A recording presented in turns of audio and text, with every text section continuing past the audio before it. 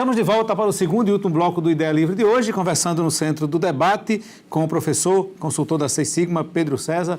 Um bate-papo muito interessante aqui sobre pesquisa eleitoral, pesquisa de um modo geral, né? E outros assuntos. Começar esse bloco com o professor Fábio Machado. Professor Pedro César, eu tive a oportunidade de certa forma, acompanhar o seu trabalho e o início da Seis Sigma, né? Já nesse tempo todo. E todos nós sabemos que é difícil, né? É uma tarefa árdua, nós criarmos respeitabilidade, credenciamento, né? Que as pessoas, confiança, não é isso? E na atividade, de uma maneira, na vida como um todo, né? Individualmente, empresa e etc. e tudo mais. Bom, no processo, eu estou falando aqui especificamente do processo eleitoral. Né? No processo eleitoral contemporâneo, nós temos uma tríade, nós temos uma trindade divina, né? Que é exatamente os políticos, né? A imprensa e os institutos de pesquisa. Esses são os deuses. É a trindade, né? É divina, não sei. Os mortais é o eleitorado. O eleitorado compõe-se dos mortais. E esses os deuses. Né?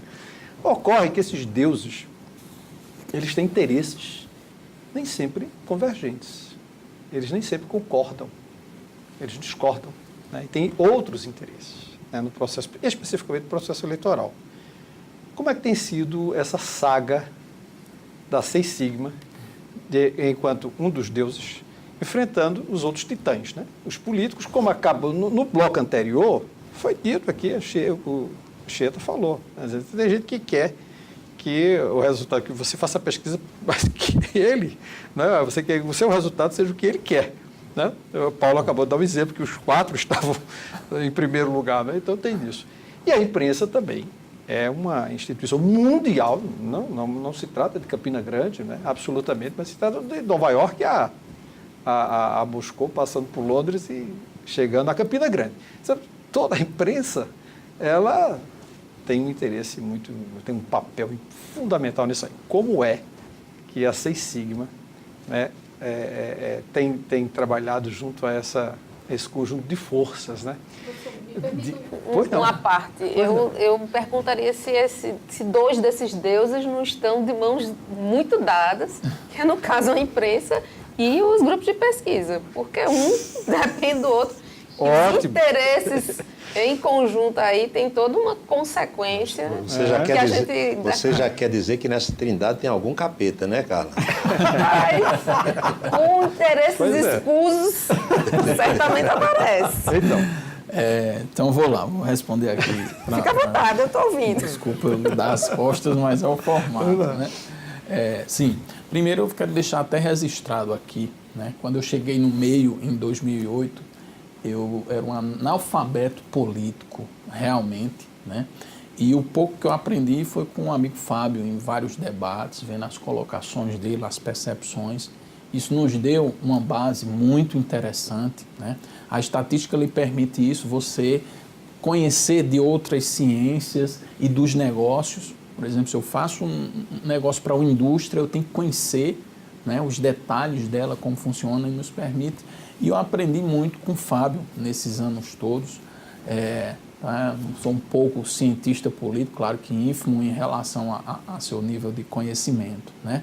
Realmente é um processo muito difícil e muito duro, né? As pessoas não imaginam o que a gente, nessa tríade, a gente já passou, né? A gente já teve parceiros, né, de a gente chegar com resultado.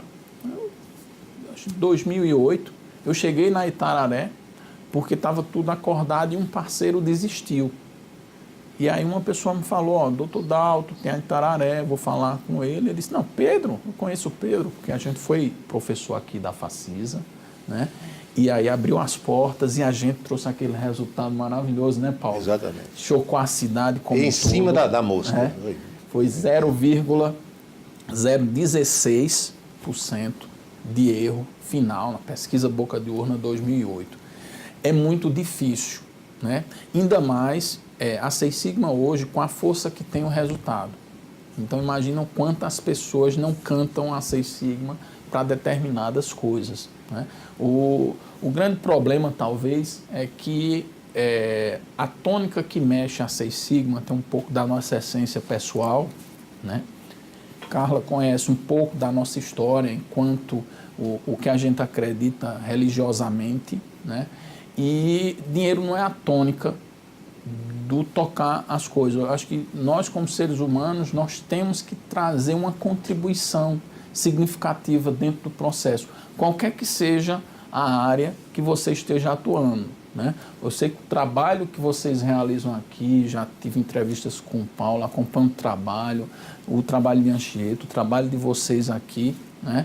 É feito de uma forma ética, né? Isenta, e talvez por isso vocês, quando trazem alguma informação, ela impacta de uma forma diferente junto à sociedade, né? E voltando aqui para esse contexto, a gente é bombardeado por todos os lados, né? Em 2012, por exemplo, na primeira pesquisa a gente trouxe a candidata Daniela à frente, né? Na segunda pesquisa, ela já estava em segundo. A gente foi o primeiro instituto a detectar a queda dela, né? E vocês não sabem os bastidores, como foi complicado. As pressões. As pressões, né? E aí, as pessoas começam a pressionar o órgão, né? O parceiro da parte de imprensa, Carlos, pressiona a gente, mas o nosso papel enquanto empresa de comunicação e de empresa de pesquisa é trazer o resultado verdadeiro. O problema é que o resultado verdadeiro sempre vai desagradar um ou outro. A OAB. Né? A OAB. E as pessoas ainda têm esse grave defeito de sempre, quando a gente traz um resultado que é diferente daquilo que a pessoa espera, você é do outro lado. Já disseram que eu era de Cássio, quando chegou 2008, primeiro turno. Segundo turno, eu era de veneziano. Aí eu já fui de Maranhão, de Ricardo Coutinho. Né? Próxima pesquisa sobre Cuba vão dizer que o professor é Fidel Castro. Menos de minha esposa, né? Então, há 22 anos de parceria nesse processo. Né? E, infelizmente, hoje no Brasil, né, essa história. Ou você é petralha, ou você é coxinha. Mas, professor, em cima disso, quando esse resultado chega, que desagrada às vezes a quem encomendou, de que modo a Seis Sigma se garantiu para receber por esse trabalho? O cara pode dizer, não paga isso aí não, que eu estou atrás na pesquisa. Já ocorreu de ter problema desse tipo? Já ocorreu e ocorre recentemente. Eu acho que ainda estão estudando para ver se o resultado que a gente levou é verdadeiro. Né? Infelizmente, eu tenho um defeito enorme. Né? Eu aprendi com meu pai, Jaime Coelho, né, que basta a palavra do homem. Né? Então, se eu disser para você, Paulo, eu vou fazer sua pesquisa, ela vai estar aqui tal dia, você não precisa mandar contrato para mim, nem você precisa ir aferir mas os isso pesquisadores. Tão caro para quem age assim, principalmente hoje em dia, que eu sou dessa escola também, aprendi com meu pai, mas custa muito caro para quem age assim. Hoje em dia é complicado. Realmente. O povo assina, registra em cartório e ainda não cumpre, imagine verbalmente. E eu já cheguei a dizer isso. Você está tão preocupado em assinar contrato, eu já vi tantas pessoas assinarem e não cumprirem, né? Então, eu sou dessa escola e realmente eu sofro. Só para identificar bem direitinho, e tenho certeza que isso suscitou algumas dúvidas em quem está nos vendo. O seu pai era Jaime Coelho do Posto, que tinha um Jeep. Esse mesmo. Eu já gostava de Pedro César, agora eu gosto do duplicado. Eu tenho admiração muito grande do seu Jaime. Muito obrigado. Isso me envaidece no bom sentido. E tenho certeza que quando você fala na questão da palavra, isso é uma grande virtude que a gente precisa manter. A gente está falando muito sobre pesquisa, sob o ponto de vista eleição, né? No processo de eleição. Eu queria falar um pouquinho sobre o papel da pesquisa no sentido de trabalhar contra a consolidação da democracia, por exemplo. E eu não vou nem ficar no Brasil. Deixa eu ir lá para o Peru.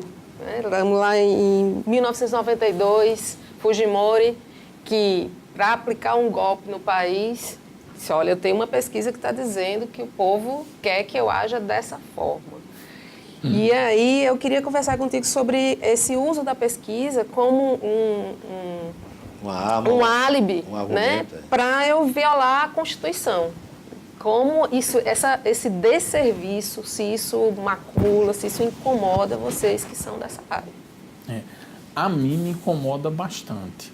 Né? A mim me incomoda bastante. Eu lembro que há alguns anos atrás, uma pessoa foi decidir qual seria o candidato. Ele disse, olha, eu vou fazer uma pesquisa para balizar a nossa decisão. E aí eu fiquei bem confortável, eu já tinha trabalhado com esse grupo, eu fiquei em casa só esperando a ligação, e a ligação nunca houve, né? Aí eu digo, coisa estranha, e depois saiu o resultado da pesquisa e o resultado da pessoa. Aí eu disse, oxe, que coisa estranha, na minha pesquisa provavelmente não daria essa pessoa, né? E aí eu tomei logo um choque com essa realidade que você traz, né? O uso da pesquisa para balizar seus interesses pessoais, né? Infelizmente isso ocorre. Infelizmente isso ocorre, né? A gente tem aí exemplo, né? Falei recentemente de 18 milhões que foi investido no Instituto de Pesquisa, né? Muito dinheiro. A gente não sabe o que é que está ali por trás, né? Esses erros nacionais de faltando uma semana dá um resultado, depois chega com um resultado totalmente diferente. 2 institutos vão para campo, vocês viram isso aqui em 2014. Resultados 2 institutos absurdos. Vão para campo nas mesmas datas, né? Supostamente o resultado tem que estar no mínimo próximo, dentro da margem de erro, mas resultados bem antagônicos, até fora da margem de erro, né? Então a gente vê ali claramente exposto, né, o uso da pesquisa de uma forma que vai ser prejudicar alguma maioria. Eu acho que, né, fora do processo eleitoral, bem recente no país, a gente tem algo que parece piada, né? Você tem no mesmo telejornal, por exemplo, para desqualificar uma movimentação, um movimento, segundo os organizadores, foram X o número de participantes. Segundo a polícia foi... Gente, 10%. Como assim? Né? Assim, e os números nunca batem também. Não, eles são absolutamente... Totalmente antagônicos. Tem números que chegam a ser 10 vezes mais. Pois é de ficar em casa tentando entender. Ocorre da empresa perceber, no caso de um pleito eleitoral, que o candidato é um produto que foi maquiado e que aquela figura não é nada daquilo, mas que está se apresentando daquela forma. E por conta da apresentação, aquele produto, digamos, está lá em cima, mas intimamente o pesquisador sabe que aquilo é um engodo, um engano. Percebe também isso? Percebe. Na pesquisa nós percebemos tudo, né? Nós temos até um acompanhamento pós-pesquisa, né, onde nós conversamos e temos um relatório do entrevistador. E muitas vezes ele disse isso, olha, a pessoa disse que a pessoa era assim, mas ela gaguejou, ela apresentou dúvida, foi um depoimento dela, mas eu fui no barzinho e o povo disse que aquilo é totalmente ao contrário, que é a história do marketing, de vender produto, né? Todos os conceitos de marketing são aplicados, né? Agora...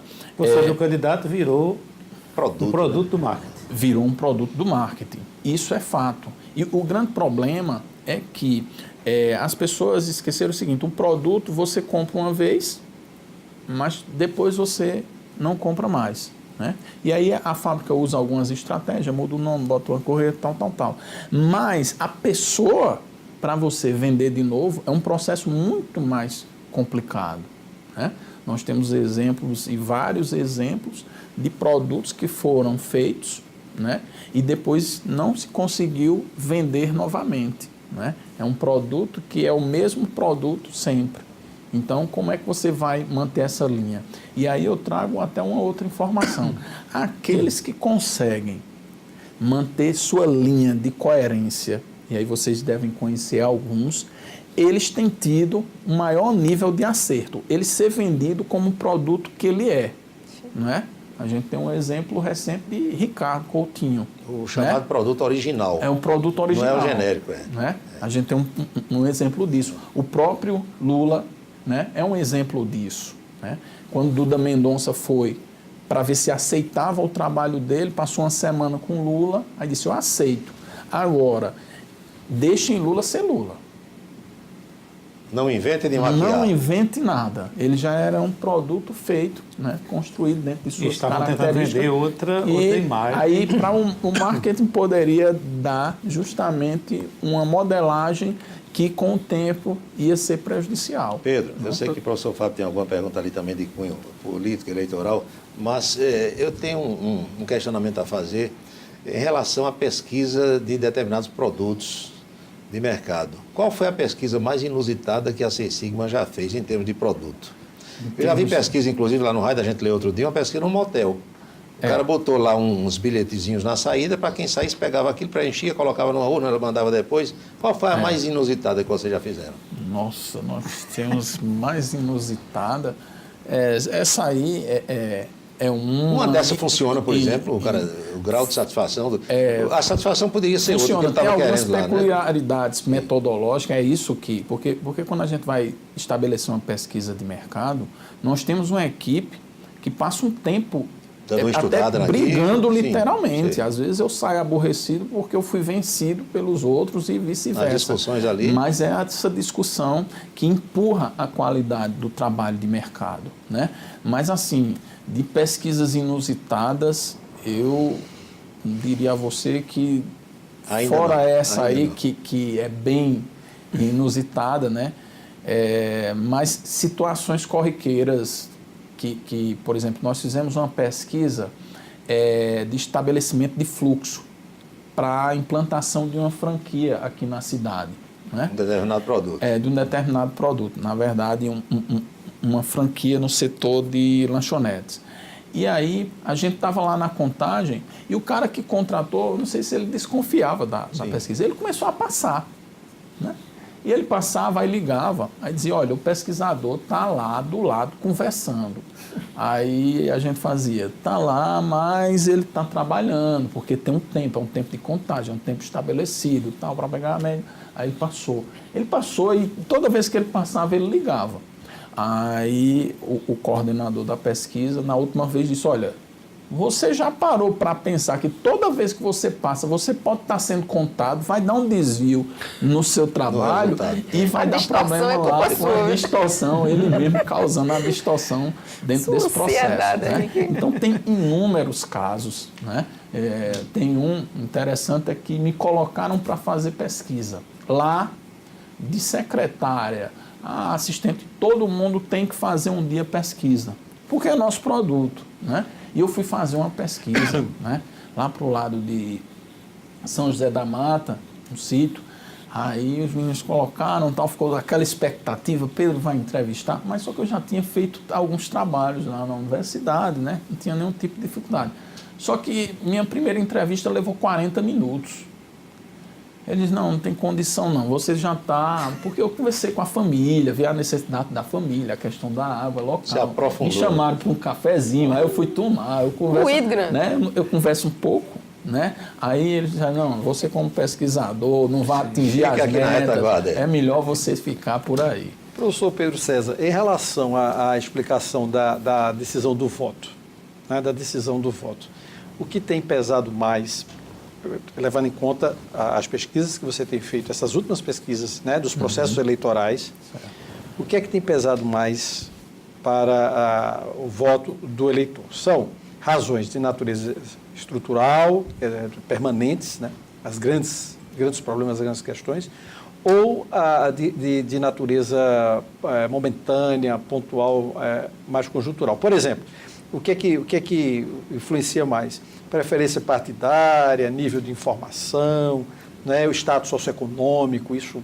pesa muito, né, a visão que cada um tenha do mundo, etc. Ou então é a informação, são os amigos, o local de trabalho. Olha, volta a ter aquela tendência no local de trabalho, ou então a família. Olha, a nossa família sempre votou com um partido tal, você vai votar no outro partido e tal, né? Enfim, o que é a partir do seu trabalho, né? Do que você já tem. O que é que tem sinalizado? Eu acho que isso aí o telespectador gostaria também de saber. Né? Como na verdade, quando se fala a importância da educação, professor, dentro do contexto, né, é muito significativo. Você vai ver bolsões de populações, cada um tem seus indicadores de decisão de voto. né? Você vai ver pessoas bem esclarecidas com nível educacional que diz que vota porque o candidato é bonito, né? E você vai ver pessoas com um nível de escolaridade bem baixo que vai dizer, não, aquele candidato ali, ele prometeu algumas coisas e não cumpriu, né? Isso são extremos. Mas a falta de educação, ela é preponderante ainda no poder de decisão. Por quê? Porque o marketing, ele vem para camuflar alguns valores, né, dentro do que é passado para a população. Então, muitas vezes, é aquilo, o camarada foi maquiado, né, ganhou, sua gestão, muitas vezes, é maquiada, né, e aí faz com que a população, eu vou votar porque ele fez tal coisa e foi muito significativa. Aquilo não foi nada significativo para a cidade. Talvez tenha sido até uma coisa ruim, né? Mas o marketing cuidou de mostrar uma coisa que... O marketing cuidou de mostrar uma coisa, né? Aqui eu falando que do marketing, talvez os caras vão dizer, você está falando muito mal. Não, o marketing é importante. Agora, é a tônica que se dá ao marketing, né? Eu conheço prefeitos hoje que foram de alguns camaradas do marketing, né? E eles estão tendo um revés e vão sentir muita dificuldade. Mostrar um candidato, por exemplo, que tem 20 anos de vida pública, com as fotografias da primeira eleição que ele disputou, funciona? Rapaz... ultra enganosa, né? Ultra enganosa. É que tem candidato por aí que eu já vi. E sim, cidade do outro lado. A foto é a mesma da década de 80. Eu vi um outdoor recente na cidade, eu fiquei tentando saber quem era a pessoa. E era uma pessoa bem próxima, amigo nosso, né? Então, os fatores têm mudado, professor, voltando aqui, os fatores têm mudado, realmente. A população, ela já tem um nível de vivência para identificar aquele candidato que, de alguma forma, algum benefício chegou até mim. Ô, Pedro, mas essa lógica de votar pelo benefício, né, que possa, pelo meu interesse particular e não necessariamente o interesse coletivo, tem feito com que esse eleitor, muitas vezes, boicote o próprio voto, tipo, eu elejo, contribuo para eleger no executivo uma figura de um partido e no legislativo uma figura que é absolutamente contrária, que vai inviabilizar o governo. Tudo em função do meu interesse. Quando eu digo alguma coisa que contaminou ele de alguma, é um benefício que ele vê de forma estratégica dentro do seu reduto. Por exemplo, hoje um calçamento de rua, ele tem um impacto mais significativo do que determinadas estratégias de marketing que se usam por aí. A cidade daqui a 400 anos vai ser uma cidade que vai ter emprego para todo mundo, tal. O calçamento é muito mais importante para o eleitor do que isso. Ele quer o aqui e o agora próximo dele. O aqui e o agora, contribuiu aqui para a minha rua, para o meu bairro. Não esquece mais. Não esquece mais. Então, essa ação, como outras ações, né, fica mais no consciente da população, né, do que determinadas coisas que são mais abstratas de pegar. E os camaradas do marketing têm ido muito nessa linha do abstrato, né? Sem contar uma história do Ctrl-C, Ctrl-V. O cara faz uma campanha para São Paulo, aí ganhou lá, aí o cara da Paraíba contrata ele, aí ele vem, pega a mesma campanha de São Paulo e vem aplicar na Paraíba. Sem conhecer a realidade. Sem conhecer a realidade. Outra realidade. Deixa eu te perguntar outra coisa. A gente precisa pensar um pouquinho também, e vocês têm todo um histórico nesse sentido, de busca do Instituto para a realização de pesquisa dos candidatos, né? Qual é a situação do candidato. Queria saber de ti, toda a experiência junto com essas prefeituras. Há uma procura do Instituto para pesquisar pós-eleição, depois de vencer, estando no governo, para saber também o que é que o povo está querendo, para saber também o que é que o povo está interessado em priorizar, ou simplesmente tchau, o Instituto Ganhou, agora tchau. por minha conta? Não, isso foi uma das primeiras decepções que eu tive, cara. Das primeiras decepções. Porque eu acho, por característica, eu acho mais importante a pesquisa pós, que é o que vai dar o direcionamento e o balizamento das suas ações. Para ele fazer ou não um bom governo. Para ele fazer ou não um bom governo. E a gente, quando chega, não. Quando se aproximar as eleições, ele vai fazer alguma mensuração, né? Se está ótimo, se está bom o governo, coisa desse tipo, mas nada mais aprofundado e estratégico. Eu acho que aquele governo que fizer isso, com nível alguns, eu já tenho exemplo de alguns que fizeram isso e vão ter bem sucesso agora. Melhor. Não com a gente, mas chegaram a fazer com outras empresas. Paulo, tem alguma coisa rápida? Só para fechar bem rapidinho, professor, não vamos citar nome de ninguém, nem grupo nenhum, mas esse ano já fez trabalho chamado para consumo interno de algum grupo político aqui da cidade, por exemplo? Já fizemos Paraíba, já fizemos Pernambuco, algumas cidades, né? Para aqueles que justamente têm procurado um trabalho diferenciado, né? Quando eu vendo a pesquisa, o cara diz, mas rapaz, é tão mais caro. Aí eu digo, não, porque eu não faço pesquisa de opinião. Pesquisa de opinião, eu digo, você pode fazer. Nós estamos no outro nível, que são pesquisas de mapeamento estratégico. Para balizar. Para balizar. Porque é isso que é o significativo da história, né? Até durante mesmo a campanha em si, eu digo, olha, o que menos importa é esse resultado de quem está na frente aqui, né? E os caras se chocam. Mas como? Eu tenho que saber se está na frente e tal. Eu digo, o que menos importa é isso. A gente tem que construir as bases para lhe levar para o primeiro lugar, né? Professor Fábio Machado, tem alguma colocação rápida, reta final? Você acha importante colocar aí? Eu acho importante o seguinte, para encerrar, você como assessor de um instituto de pesquisa eleitoral, é relevante, é importante. Por que é importante e relevante as pesquisas quando no ano eleitoral? O que as pesquisas podem, afinal, trazer para o eleitor? Seja da sua decisão e tudo mais. Qual é a palavra de Pedro César sobre isso? Que eu acho que isso é importante, né? Quer dizer, a gente já foi dito que as pesquisas podem ser orientadas, né? Podem falsear, podem maquiar, podem tudo. Faça a defesa do bom instituto, da pesquisa. A pesquisa, ela pode ajudar a questão da população, para a população como um todo. Eu acho importante, tudo que é informação, eu acho importante. O problema é como as informações são trazidas para a população.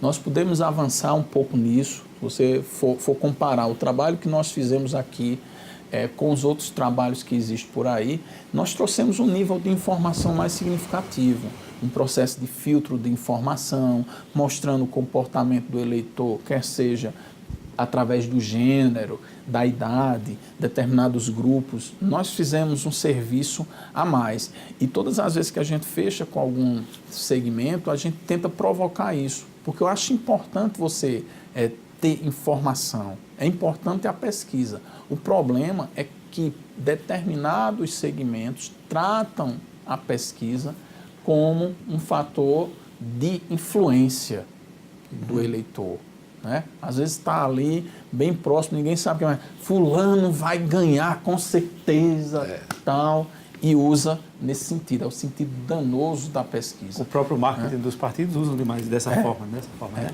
Pois é, nosso tempo acabou, infelizmente. Paulo, obrigado mais uma vez. Obrigado, Anchieta, obrigado, professor Fábio Machado, Carla Boba e nosso querido Pedro César. Prazer em reencontrá-lo, Pedro. Grande prazer, Paulo. Carla, muito obrigado. Obrigada, Anchieta, professor Pedro César, Paulo, professor Fábio, pessoal de casa. Cientista político Fábio Machado, obrigado mais uma vez. Obrigado, satisfação estar aqui.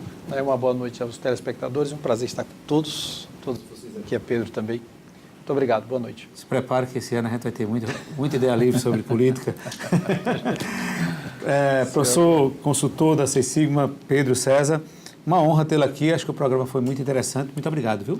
Eu que agradeço a essa banca maravilhosa, né? Parabenizo a vocês por esse programa e desejo sucesso nessa cobertura, nessa efervescência. Estarei sempre à disposição de todos. Boa noite. Espero também que esse ano você esteja muitas vezes por aqui também comentando os números, as intenções de votos, nesse período de campanha que está chegando por aí.